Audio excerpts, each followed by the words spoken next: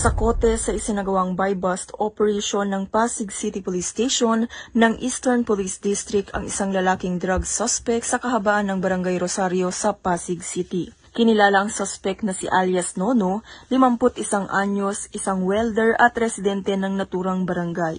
Nasamsam mula sa kanya ang higit 9 na gramo ng shabu na may malaking halaga. Dinala si alias Nono sa tanggapan ng STEU ng Pasig para sa karampatang proseso at kakasuhan siya ng paglabag sa RA 9165 o mas kilala bilang Comprehensive Dangerous Drugs Act of 2002.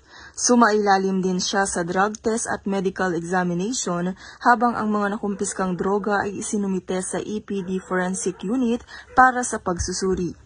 Pinuri ni Police Brigadier General Aden T. Lagradante, District Director ng EPD, ang matagumpay na operasyon at tiniyak ang tuloy-tuloy na kampanya laban sa iligal na droga upang mapanatili ang kapayapaan at kaligtasan ng mga pamilya sa Pasig at sa buong distrito. Mula dito sa Metro Manila, ako po ang inyong PNN correspondent, Police Corporal Abigail Rojas, alagad ng batas, taga-taguyod ng Balitang Pulis.